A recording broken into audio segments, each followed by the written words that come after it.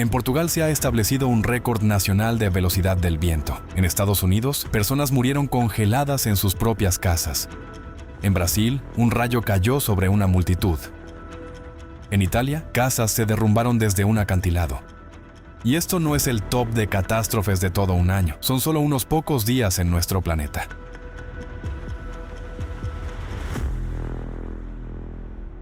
Estados Unidos.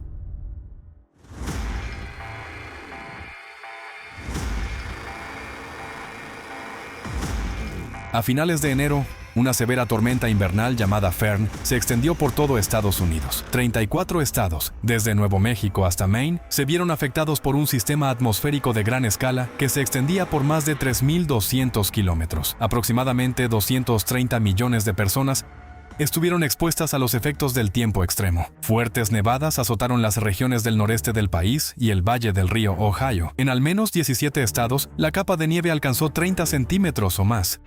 Se registraron valores récord en el estado de Nuevo México, donde cerca del lago Bonito cayeron más de 78 centímetros de nieve húmeda, así como en el oeste de Pensilvania, donde el espesor de la nieve superó los 50 centímetros. Una situación extremadamente difícil también se desarrolló en los estados del sur, donde la población está más acostumbrada a enfrentarse a huracanes que a tormentas invernales. Estas regiones resultaron estar completamente desprevenidas para un golpe de los elementos de tal magnitud. No hay equipos de retirada de nieve y la población carece de ropa suficientemente abrigada. La nieve húmeda y la lluvia helada cubrieron carreteras, árboles y líneas eléctricas con una capa de hielo de hasta 2,5 centímetros de espesor. Bajo su peso, los cables se rompieron y ramas y soportes de líneas eléctricas se desplomaron sobre las calzadas. En el estado de Mississippi, las autoridades se vieron obligadas por primera vez a utilizar una cantidad récord de agentes anticongelantes para combatir las condiciones de hielo. Esta tormenta de hielo fue reconocida como la más extensa en el estado desde 1994. Las autoridades del estado de Nueva Jersey impusieron una prohibición a la circulación del transporte comercial. Las excepciones se aplicaron únicamente al transporte de alimentos,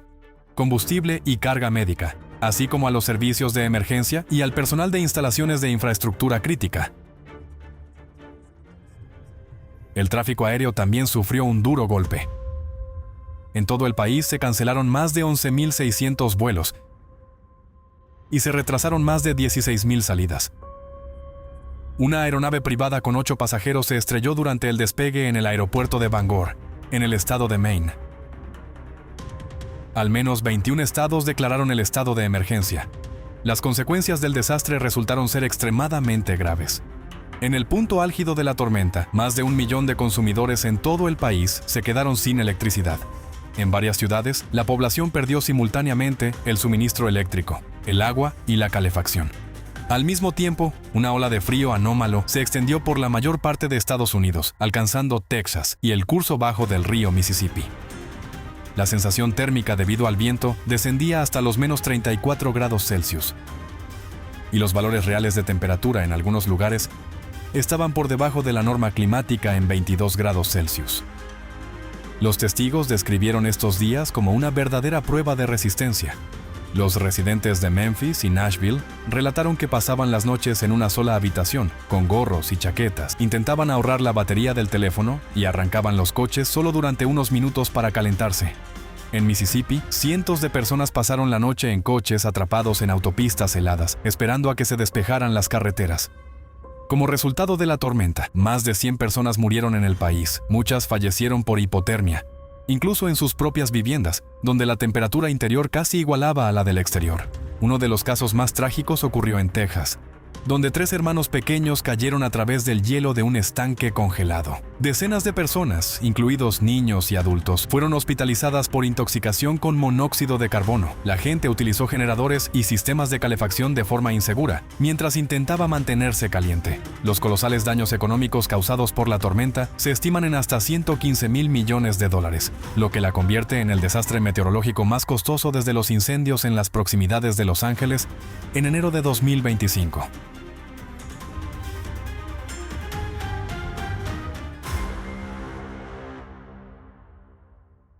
Canadá.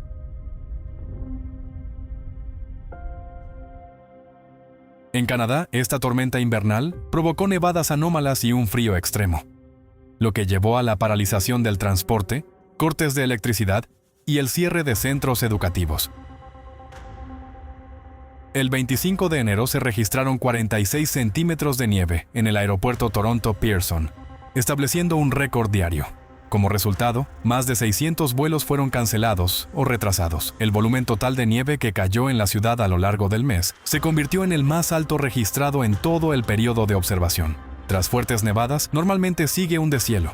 Sin embargo, esta vez la temperatura se mantuvo muy baja, lo que solo agravó las consecuencias. La Cruz Roja canadiense habilitó un refugio temporal en un suburbio de Montreal después de que miles de residentes se quedaran sin electricidad durante el intenso frío. En ciertas zonas de la provincia de Saskatchewan, teniendo en cuenta la sensación térmica, las temperaturas se percibieron como de menos 49 grados Celsius.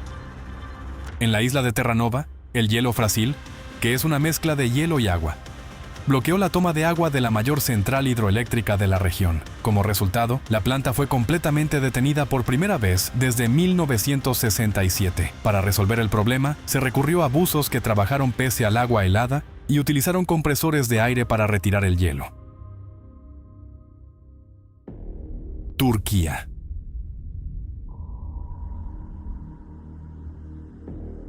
El 30 de enero, intensas lluvias azotaron las provincias de Mersin y Adana, provocando inundaciones catastróficas. Los ríos y arroyos de Mersin se desbordaron. Calles y bulevares se transformaron en poderosos torrentes que arrastraron decenas de automóviles.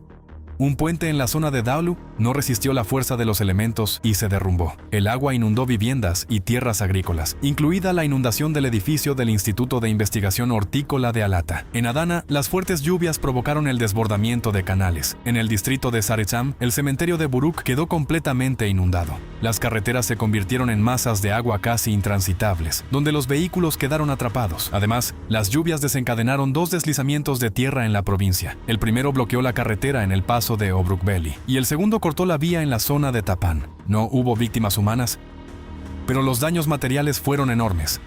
Cientos de viviendas y negocios inundados, carreteras dañadas e infraestructuras destruidas. Borrasca Christine. En la noche del 28 de enero, una potente borrasca atlántica llamada Christine azotó la península ibérica. Al intensificarse rápidamente sobre el océano, golpeó la costa de Portugal, convirtiéndose en un verdadero shock climático para el país. En algunas zonas, las rachas de viento superaron los 180 km por hora, y en el municipio de Soria, la cifra alcanzó casi los 209 km por hora, superando el récord establecido en 2018. En todo el país, la borrasca derribó árboles y arrancó tejados de las viviendas. Los fuertes vientos en la ciudad de Figueira da Foz provocaron el colapso de una noria. En Leiria, el estadio sufrió daños significativos. En Coimbra, la borrasca afectó a varias aeronaves y hangares del aeródromo municipal. En la base aérea de Monterreal, las rachas de viento también dañaron aviones caza F-16. Más de 800.000 residentes de las regiones centrales y septentrionales de Portugal se quedaron sin electricidad. En varios municipios se interrumpieron las comunicaciones, la calefacción y el suministro de agua, y el transporte público dejó de funcionar. Frente a la costa del país, la tormenta levantó olas de hasta 14 metros, creando un peligro adicional para las zonas costeras y la infraestructura portuaria. Como consecuencia de la tormenta en Portugal, 5 personas fallecieron. Avanzando hacia el este, la tormenta azotó las regiones del sur y del centro de España. En Andalucía y en los alrededores de Málaga se registraron fuertes vientos y lluvias intensas que paralizaron el tráfico. En la ciudad de Torremolinos, un árbol cayó sobre una vivienda, lo que provocó la muerte de una mujer. La borrasca cerca de Madrid estuvo acompañada de un brusco descenso de la temperatura y de nevadas inusuales para la zona. Esto provocó el cierre de centros educativos y atascos en las carreteras. Christine no fue una borrasca extratropical ordinaria. Se intensificó de forma explosiva. En cuestión de pocas horas, la presión cayó bruscamente y la velocidad del viento alcanzó valores característicos de un huracán tropical de categoría 2 a 3. Esto convirtió a Christine en una de las borrascas invernales más fuertes y destructivas de los últimos años en la península ibérica. Brasil. En la capital del país, Brasilia, el 25 de enero, durante una tormenta, un rayo cayó directamente sobre una multitud de personas reunidas en un mitin político. En total, 89 personas resultaron heridas. 47 de ellas fueron trasladadas a hospitales y el resto recibió atención médica en el lugar. Según los testigos, inmediatamente después del impacto del rayo, varias personas perdieron el conocimiento. Incluso sin lesiones visibles, muchas necesitaron asistencia médica debido al fuerte shock y al estrés. Este número de víctimas por impacto de rayo fue el más alto en la historia del país. A pesar de que Brasil registra el mayor número de rayos del mundo, con alrededor de 80 millones de descargas a tierra cada año. El 29 de enero, en el municipio de Tramandaí, en la costa norte de Río Grande do Sul, ocurrió otro incidente trágico. Un rayo alcanzó a un joven que descansaba en la orilla del mar. A pesar de todos los esfuerzos, el personal médico no pudo salvarlo y falleció en el hospital. Argelia. En los últimos días de enero, vastas zonas de Argelia, incluida la capital, fueron azotadas por una tormenta destructiva. En algunos lugares, las ráfagas de viento alcanzaron los 120 km por hora, lo que corresponde a fuerza de huracán. Estos valores se consideran extremadamente raros para Argelia, donde la velocidad del viento normalmente no supera los 90 km por hora. Se emitió una alerta roja en la mayoría de las provincias. Se suspendieron las clases en los centros educativos y se cerraron los parques públicos. En todo el país, la tormenta derribó numerosos árboles y soportes de líneas eléctricas, provocó el colapso de muros, tejados, balcones, y también dañó la infraestructura vial. Las intensas lluvias en varias provincias hicieron que los wadis, cauces secos de ríos, se llenaran rápidamente de agua, provocando inundaciones repentinas. En la provincia de Guilizán, el ganado murió y en varias comunas, personas y vehículos quedaron atrapados en el agua. Afortunadamente, no hubo víctimas humanas.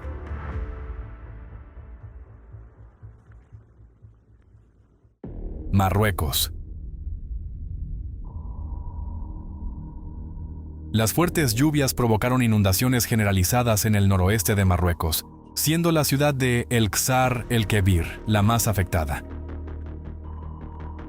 Debido a la liberación de agua de una presa desbordada y al brusco aumento del nivel de los ríos, potentes corrientes golpearon la ciudad, inundando varios barrios residenciales. Las autoridades desplegaron unidades militares de respuesta rápida para ayudar a la población afectada.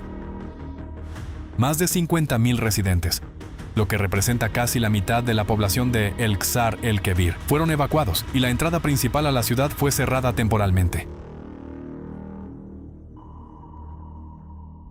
Italia. El 25 de enero se produjo un deslizamiento de tierra a gran escala en Sicilia. En la localidad de Nicemi, un popular destino turístico con una población de unas 25.000 personas, se desprendió una enorme masa de terreno y varios edificios se derrumbaron desde una altura de 20 metros, mientras que cientos más quedaron al borde del colapso.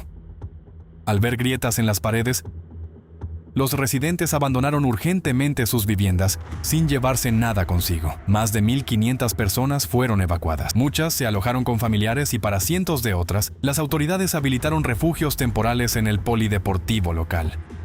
Aún se desconoce cuánto tiempo permanecerán allí y si podrán regresar a sus hogares. La situación interrumpió el tráfico en la mayoría de las carreteras locales. Las escuelas fueron cerradas y la localidad fue declarada zona roja. El deslizamiento se extendió a lo largo de la ladera durante 4 kilómetros y sigue activo. El terreno continúa deformándose, con la aparición de nuevas grietas y derrumbes. También resulta alarmante que, según los especialistas, no solo se mueve la parte visible del deslizamiento, toda la meseta se está desplazando hacia la llanura de Gela.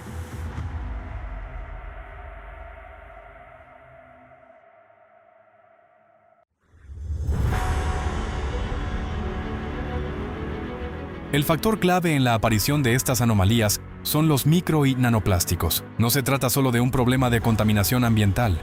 sino de las propiedades tipo electreto de las partículas plásticas, debido a las cuales no solo intensifican las catástrofes climáticas, sino que también dañan el cuerpo humano. Se pueden encontrar más detalles en nuestros episodios anteriores y en el informe Nanoplásticos en la biosfera, del impacto molecular a la crisis planetaria. La solución fundamental al problema consiste en hacer que el micro y nanoplástico sea seguro, transformándolo de un agente activo y peligroso en polvo inerte, privando a las partículas plásticas de la capacidad de acumular y retener carga electrostática. Y este proceso no debe comenzar dentro de años, sino ahora mismo. Es importante subrayar aquí que, en este asunto, el equipo científico de Alatra ya ha cumplido una de las tareas clave de cualquier investigación. Ha identificado la causa raíz. La solución final aún no se ha encontrado. Sin embargo, el simple hecho de identificar la causa ya ahorra a la comunidad científica mundial décadas de trabajo y enormes recursos. Privar a los micro y nanoplásticos de carga electrostática activará procesos naturales de autorrecuperación. Esto no solo reducirá su impacto perjudicial en la salud humana, sino que también eliminará el exceso de energía que actualmente se está acumulando e intensificando la crisis geodinámica y los desastres naturales. El intercambio de calor en el océano y la atmósfera comenzará a equilibrarse, y el exceso de calor del interior de la Tierra volverá a poder disiparse en el espacio. La magnitud de la tarea es enorme.